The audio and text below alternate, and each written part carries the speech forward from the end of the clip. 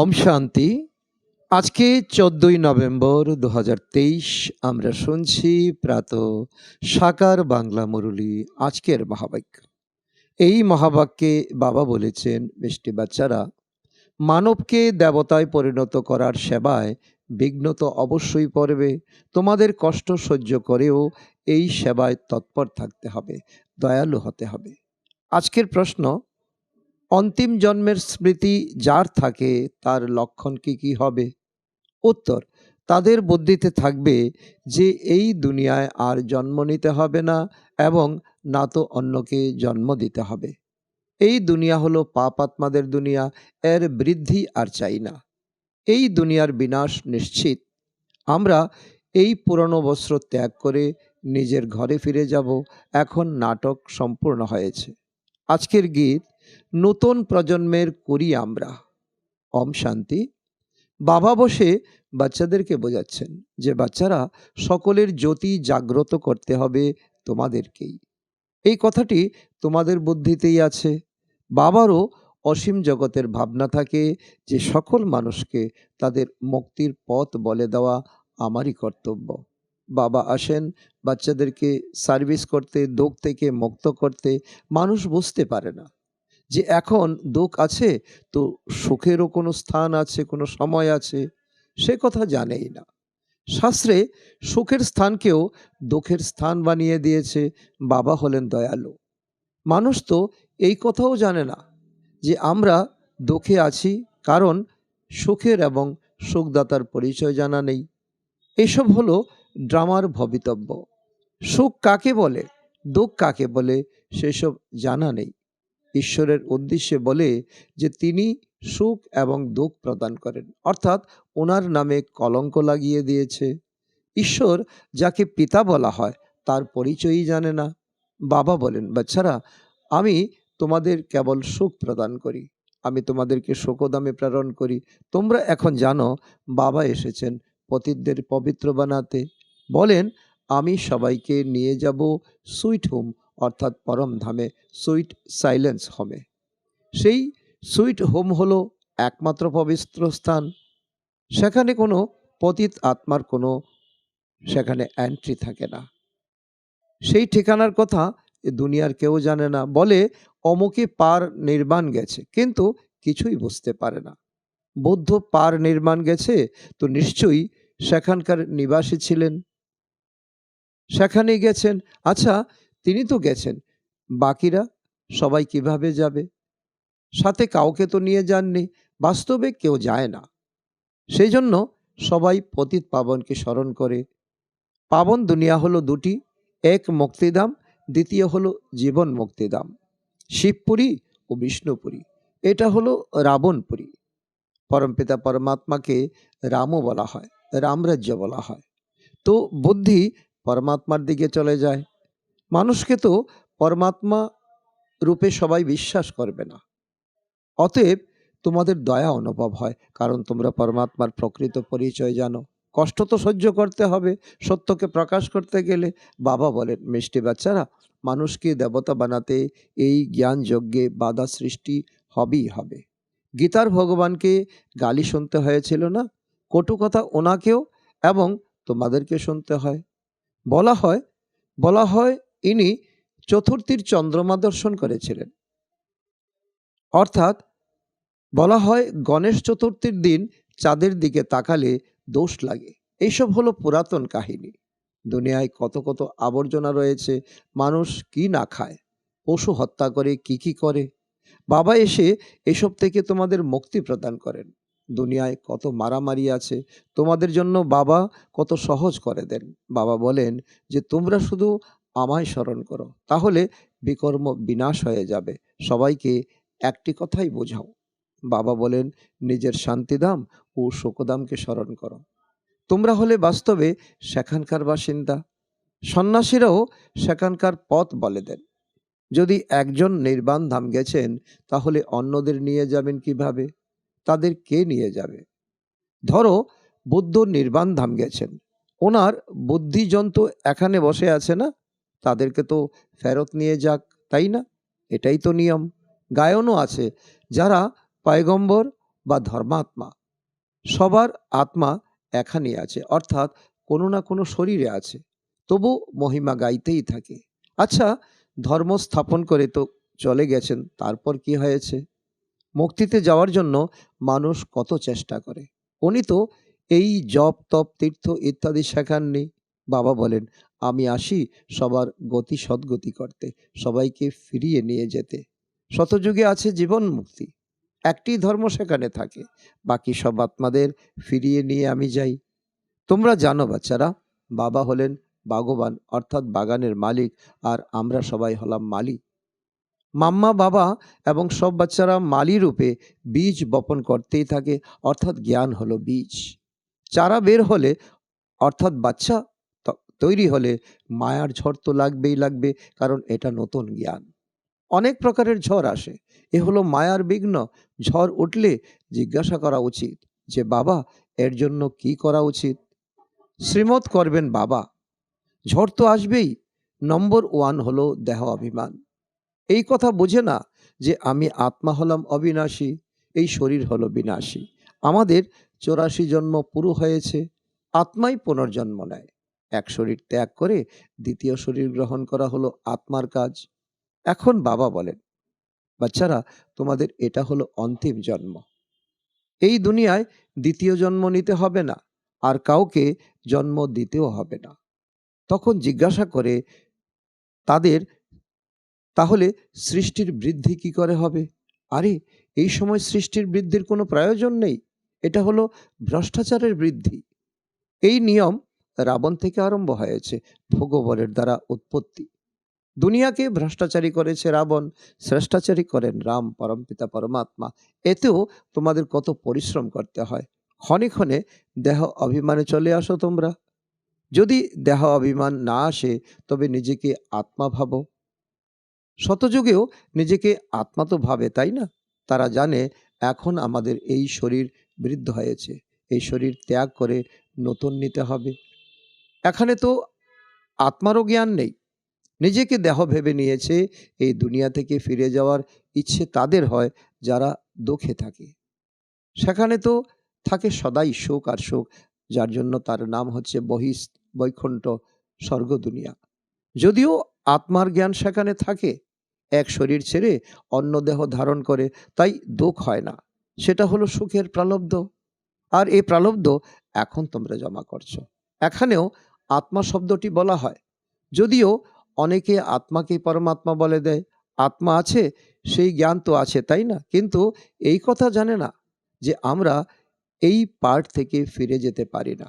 Part আমাদের করতে হবে, ঘুরে ঘুরে আসতেই হবে। যেমন কর্ম করব, তেমন আমাদের পার্ট প্লে করতে হবে। এক শরীর ছেড়ে দ্বিতীয় শরীর ধারণ অবশ্যই করতে হবে। এটাই ড্রামা। পূর্ণজন্মে পুনর্জন্মে তো সবাই বিশ্বাস করবে, তাই না? কর্ম ভোগ তো সবাইকে ভোগ করতে হয়। মায়ার রাজ্যে কর্ম বিকর্ম হয়, তাই কর্মভোগ আছে। সেখানে এমন কর্ম নেই সত্যযুগে যে তোমাকে দণ্ডভোগ করতে হবে। সেখানে কর্ম অকর্ম হয়।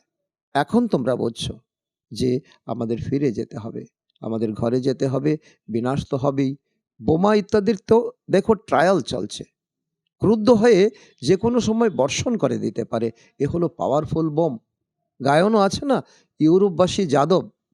যদিও আমরা সব ধর্মের মানুষকে ইউরোপবাসী বলবো। ভারত হলো একদিকে, বাকি তাদের সবাইকে এক করে দেওয়া হয়েছে। নিজের দেশ খণ্ডের প্রতি সবার ভালোবাসা তো থাকে, কিন্তু এমনই ভবিতব্য, কি আর করা যাবে? নিজের কোলের নিজেই বিনাশ করছে। সম্পূর্ণ শক্তি তোমাদের বাবা দিচ্ছেন। যোগবলের দ্বারা তোমরা রাজত্ব নিচ্ছ, তোমাদের কোনো কষ্ট দেওয়া হয় না। বাবা শুধু বলেন, আমাকে স্মরণ করো, দেহ অভিমান ত্যাগ করো। তারা বলে, আমি রামকে স্মরণ করি, শ্রীকৃষ্ণকে স্মরণ করি। তারা নিজেদের আত্মা মোটেও ভাবে না।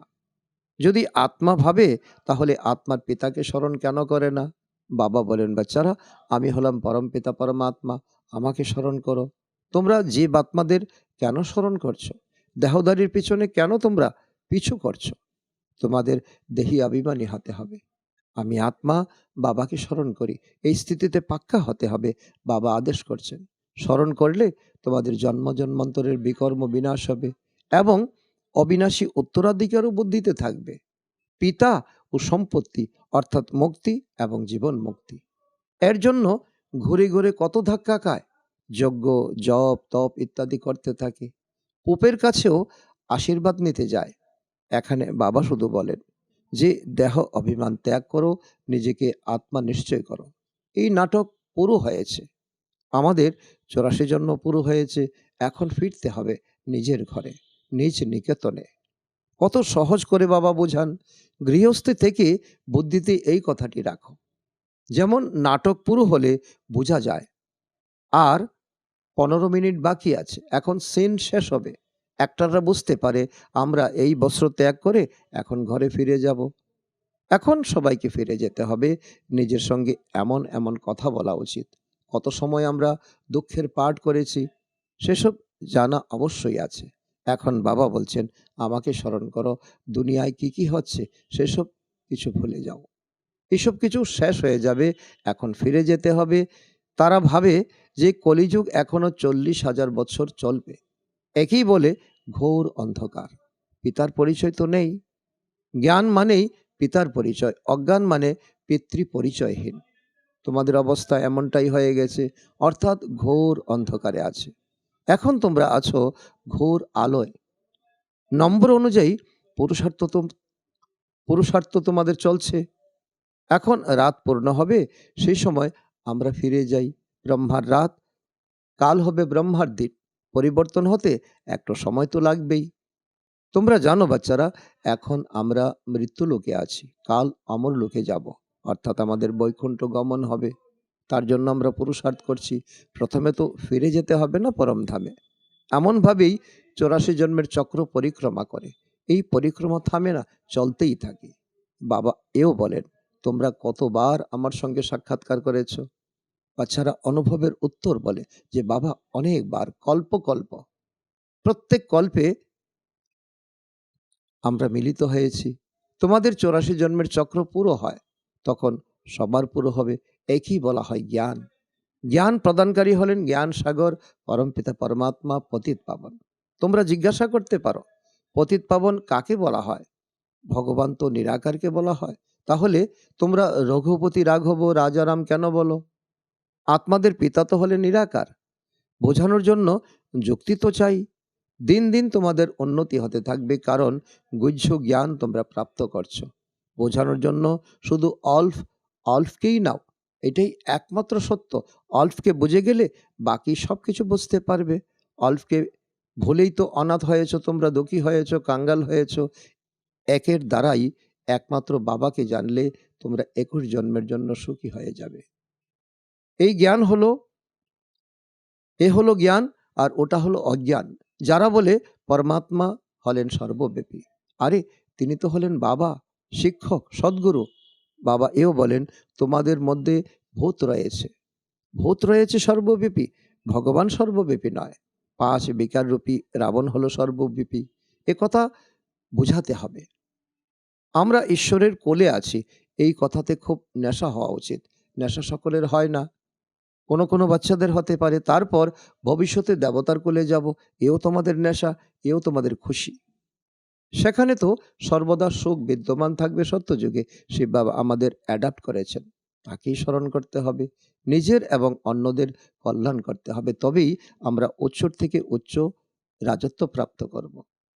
এইসব খুব ভালো বোঝার মতো বিষয়। শিব বাবা হলেন নিরাকার, আমরা আত্মারা হলাম নিরাকার। সেখানে আত্মারা অশরীরী দেহহীন ছিলাম, বাবা হলেন সর্বদা অশরীরী। বাবার কোনো জন্ম নেই, বাবার কোনো মৃত্যু নেই। বাবা কখনো শরীররূপী বস্ত্র ধারণ করে পুনর্জন্মে আসেন না। বাবা একবার রিইনকার্নেট করেন। সর্বপ্রথম ব্রাহ্মণ রচনা করেন, তারপর তাকে আপন করেন এবং নামও রাখতে হয়, তাই না? ব্রহ্মা না থাকলে ব্রাহ্মণ কোথা থেকে আসবেন? অতএব ইনি হলেন সেই যিনি সম্পূর্ণ 84 জন্ম নিয়েছেন। গৌড় ছিলেন, পরে শ্যাম হয়েছেন, সুন্দর থেকে শ্যাম, শ্যাম থেকে সুন্দর হন। ভারতের নামও আমরা শ্যাম সুন্দর রাখতে পারি। ভারতকেই শ্যাম, ভারতকেই গোল্ডেন এজ সুন্দর বলা হয়। ভারত কাম চিতায় বসে কালো হয়, আবার জ্ঞান চিতায় বসে গৌর হয়, সুন্দর হয়। ভারত থেকে বুদ্ধি প্রয়োগ হয়। ভারতবাসী আবার অন্য ধর্মে কনভার্ট হয়ে গেছে। ইউরোপিয়ান ও ইন্ডিয়ানে কোনো তফাৎ দেখা যায় না। সেখানে গিয়ে বিবাহ বন্ধনে আবদ্ধ হয়ে খ্রিস্টান হয়ে যায়। তাদের সন্তানরাও তাদের মতো দেখতে হয়। আফ্রিকায় গিয়েও বিবাহ বন্ধনে আবদ্ধ হয়। এখন বাবা বিশাল বুদ্ধি তোমাদের প্রদান করেন চক্রকে বোঝার জন্য। এও লেখা আছে বিনাশকালে বিপরীত বুদ্ধি কাদের হবে? যাদব এবং কৌরবদের। তাদের প্রীত বুদ্ধি থাকে না। যারা প্রীত রেখেছে তাদেরই বিজয় হয়েছে। অর্থাৎ তোমরা পাণ্ডব, তোমাদের প্রীত বুদ্ধি হয়েছে, ঈশ্বর তোমাদের পক্ষ দেবেন। বিপরীত বুদ্ধি বলা হয় শত্রুকে। বাবা বলেন এই সময় সবাই হলো একে অপরের শত্রু। বাবাকে সর্বব্যাপী বলে গালি দেয়, বা জনম মরণহীন বলে দেয়। তার কোনো নাম রূপ নেই। ও গডফাদারও বলে। সাক্ষাৎকারও হয় আত্মা ও পরমাত্মার। আত্মা ও পরমাত্মার মধ্যে কোনো তফাৎ থাকে না। বাকি নম্বর অনুযায়ী শক্তিতে কম বেশি হয়ে থাকে। আত্মা হলো সন্তান, পরমাত্মা হলো পিতা। মানুষ যদিও মানুষ, কিন্তু তাতেও পদমর্যাদা তো থাকবেই। বুদ্ধির তফাৎ হয়। জ্ঞান সাগর তোমাদের জ্ঞান প্রদান করছেন, তাই ওনাকে স্মরণ করো। অন্তিমে তোমাদের এই অবস্থা হবে। অমৃতবেলায় স্মরণ করে সুখ অনুভব করো। শুয়ে থাকলেও ঘুম যেন না আসে। নিজের দৃঢ় চেষ্টায় বসা উচিত। পরিশ্রম আছে। বৈদ্যরা ঔষধ দেয় অমৃতবেলার জন্য। এটাও হলো ওষুধ। রচয়িতা বাবা ব্রহ্মার দ্বারা ব্রাহ্মণ রচনা করেন এবং তোমাদেরকে পড়ান। এই কথা সবাইকে বোঝাতে হবে। এখন তোমাদের শ্রেষ্ঠ জীবন প্রাপ্ত হয়েছে। আচ্ছা, মিষ্টি মিষ্টি হারানিদি বাচ্চাদের প্রতি মাতা পিতা বাপ দাদার স্মরণের স্নেহ সুমন আর সুপ্রভাত। আত্মাদের পিতা ওনার আত্মারূপী বাচ্চাদের জানাচ্ছেন নমস্কার। আমরা আত্মারূপী সন্তানরা আমাদের মাতা পিতা বাপ দাদাকে জানাই স্মরণের স্নেহ সুমন এবং সুপ্রভাত। ধারণার জন্য মুখ্য সার: 1 নম্বর, আমি ঈশ্বরের কোলে স্থান পেয়েছি, তারপরে দেবতাদের কোলে যাব। এই রুহানি নেশায় থাকতে হবে। নিজের এবং অন্যদের কল্যাণ করতে হবে। নাম্বার 2, অমৃতবেলায় উঠে জ্ঞান সাগরের জ্ঞানের মনন করতে হবে। একের অবিবেচারী স্মরণে থাকতে হবে। দেহ অভিমান ত্যাগ করে নিজেকে আত্মা নিশ্চয় করতে হবে। আজকের বরদান: অমৃত বেলার থেকে রাত পর্যন্ত বিধিপূর্বক স্মরণে থেকে প্রতিটি কর্ম করে থাকা সিদ্ধি স্বরূপ ভব। অর্থ হলো অমৃত বেলা থেকে রাত পর্যন্ত যে কর্মই করো বিধিপূর্বক স্মরণ করো, তবে প্রতিটি কর্মের সিদ্ধি প্রাপ্ত হবে। সব থেকে বড় সিদ্ধি হলো প্রত্যক্ষ ফলের রূপে অতীন্দ্রিয় সুখের অনুভূতি হওয়া, যা তোমরা ব্রাহ্মণেরই হতে পারে। সদা সুখের তরঙ্গে, খুশির তরঙ্গে তরঙ্গায়িত হতে থাকবে। সুতরাং এই প্রত্যক্ষ ফলও প্রাপ্ত হয়, আর তারপর ভবিষ্যতের ফলও প্রাপ্ত হয়। এই সময়ের প্রত্যক্ষ ফল ভবিষ্যতের অনেক জন্মের ফলের থেকেও শ্রেষ্ঠ। এখনই করলে এখনই পেলে, একই বলা হয় প্রত্যক্ষ ফল, যা এই ব্রাহ্মণ জীবনে তোমরা প্রাপ্ত করছো। স্লোগান: নিজেকে নিমিত্ত মনে করে কর্ম করো, তবে ডিটাচ আর প্রিয় থাকবে। আমিত্ব ভাব আসতেই পারবে না। আচ্ছা, ওম শান্তি।